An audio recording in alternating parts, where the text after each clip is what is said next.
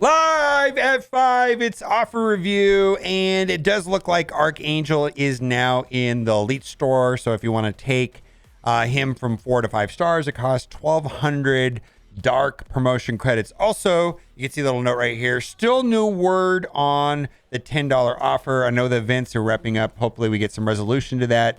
There was an offer that about under 10% of the player base was able to get for $10, while the rest of the player base had it for $50. So a lot of people are upset about that. Made some videos about that a couple days ago. And then also, one of the questions is, gift wrap gala too hard? And I think it is. So the question is, if any reasonably hard, or does my alliance just suck? Usually we get to the second and sometimes third donation milestones, which is not as big as alliance credits are normally used. I do my core my 50s for campaign age, but on day 2, not close to getting the beanie. So, yeah, I feel like people are spending 100 cores on refreshing the Alliance donations if they want to cap out this event. And this is just my take on this. In the past, several times a week on Reddit, people typically complain about events like Coordinated Assault, which requires being in Alliance and the rest of your Alliance contributing to the event. And players are saying things like, why do I have to miss out on the month-long event? Because some of the people in my Alliance aren't willing to work as hard as I do. And I feel like it's a little bit unfair, and Scopely is double downing on making Alliance events to get the items. So it's a little bit frustrating. I wish the game, these month-long events are hard to complete, let alone have your alliance depend on your Alliance. And I would think it'd be very frustrating to be in an Alliance where you're doing everything you can, and then the only reason why you don't complete the month-long event is for your Alliance. I just feel like that's a terrible feeling, and it really shouldn't be in the game. I mean, I guess the thing is I've said this many times. It's like you kind of have to be in Alliance where you're with like-minded people. Like if you're in Alliance that is really sweaty and everybody's hyper-competitive, you want to be all the same.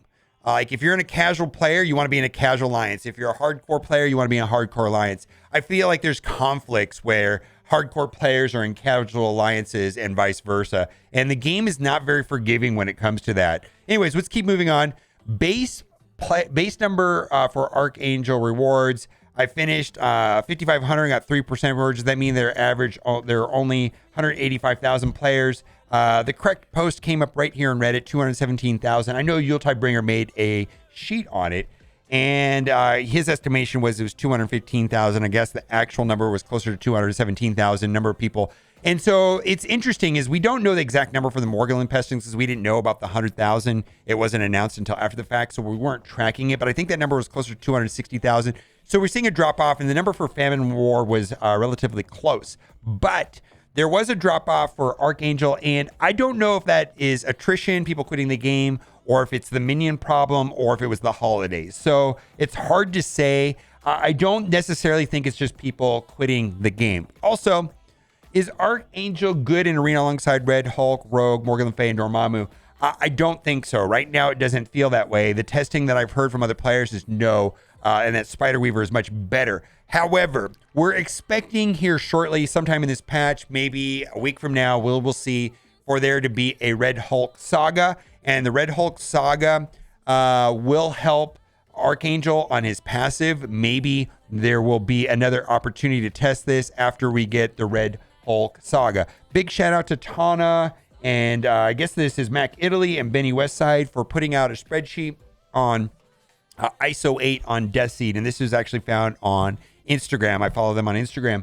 And we've got Archangel being Striker, Psylocke being Striker, Dark Beast being Skirmisher, Magneto Striker, and Nemesis Striker. Now, the reason for this is so that you can take advantage of the Skirmisher Striker combo, because Dark Beast assists, and so you get like a triple tap. I want to warn everybody about Archangel, and for me, I'm only taking him to Blue ISO 3. I'm not committing to Blue ISO 4 on Archangel yet, because Blue ISO 4 is super scarce, and I want to see Apocalypse Kit and how is he going to interact with a complete team. And Striker may not be optimal in that team. It does feel optimal right now inside of raids, but I want to wait and see, because one of the main choke points for getting a Geared 16 Apocalypse is going to be Blue ISO 4. And so it's scarce. And so I'm leaving him at Blue ISO 3 until we get more information. Also, there's an excellent resource on msf.gg, and I highly recommend looking into this right here, where you can go into analytics and let's see if we can back up a little bit. When you come into the game, you hit game and analysis, and then you hit ISO confidence, and then you can go right here and you can look at death seed. And what this will do is this will show you information from what other players have picked as ISO 8. So you can see that this is largely very accurate on newly released characters or characters that have been in the game for some time. So like right here, you can see Archangel is Striker, Beast is Skirmisher, Nemesis is Striker, but we get different numbers here on Magneto and Psylocke. And so I wanted to caution you on characters that have been reworked. This is showing data from people that haven't taken the time to work on the full team or haven't updated it. So this is good information. It's a good starting place to kind of come to a decision, but it's not good on reworked characters. So just keep that in mind. But if you're looking at characters that have been in the game for a minute, I think this is a great place to start. Also, there is a meta guide on MarvelStrikeForce.com, and this is a little bit controversial. They are recommending Sinister Six faction. And I'm going to suggest this. There is a YouTuber by the name of Pathfinder Gaming. A link to this video will be in the description. He has a new account, and he has some very different suggestions on what new players should be doing. And I would definitely go check this channel out and check out this video. Link to it will be in the description before following the suggestions on the Marvel Strike Force website. I'm hearing that this is much better recommendations, and the title of the video says right there, do not follow the meta player guide. Also, let's get into offer review. We've got some offers right here. Largely these offers are the same as yesterday. A couple things here. This is for Ravagers. I do not like this team inside of War. They're probably my 12th best War offense team. Never mind that I've got 10 on defense, so they're not good. And this is the full team right there with Star-Lord, T'Challa, and Yondu.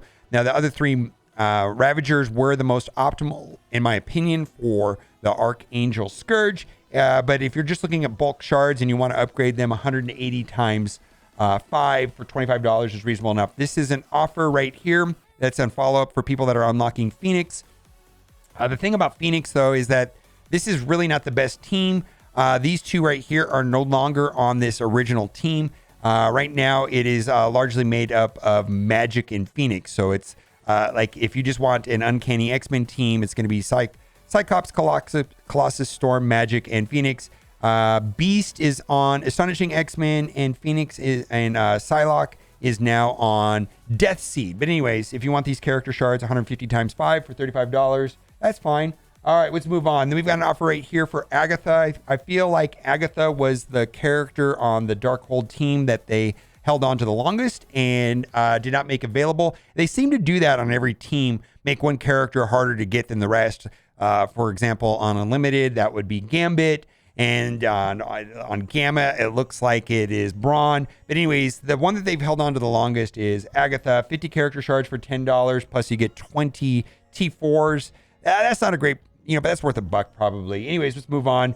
Hulkbuster. Hulkbuster, 50 character shards for $5. Now, he is in the Cosmic Crucible store, and the Cosmic Crucible store is competing with Gambit and Abomination. And if you want to save that Cosmic Crucible currency, there you go. You can spend $5 and get 50 Hulkbuster shards. Now, if you're wondering if you should be upgrading your Hulkbuster a lot, the main question you have to ask yourself is, how are you doing on the raids? If you're getting through the raids fine, then I don't know how necessary it is to upgrade them. Largely, I'm not finding this team to be, the Bionic Avengers rather, to be like exceptional in other game modes. They definitely are exceptional in raids, not so much elsewhere. Also, we've got right here an offer right here. I'm not going to buy this. I don't think this is an insane value or anything like that. But I know a lot of people are looking for dark promotion credits right now so they can upgrade their Archangel to 5 stars. So there is an offer right there, $20 for 300 dark promotion credits, and you get 50 gold promos, which is halfway You need 100 gold promos to take a single character from 5 red to 6 red on the normal store, not the dark promotion store. But anyways, I think a lot of people, I think this is going to be a popular offer. I'm not going to be buying myself. And then lastly, before we do the giveaway, we have the Legacy 2 Orb offer. This offer right here is good if you're looking for purple T3s. In this, there you will find anywhere from 350 to 400 purple T3s, a little bit of gold, a couple character shards, and some purple gear for $5. And this is the best way to buy purple T3s. So now it's time for the giveaway. I really hope you liked today's video. And if you did, you are in luck. For every single person who likes this video, you will be getting for free in your account an 8-star. That's right, an 8-star Iron Chef. This is not a scam. If you didn't get your giveaway from yesterday or the day before, my suggestion is just to wait longer. All right, I'm going to send you off to Save Myself. Best song ever. Let's go. Best song ever!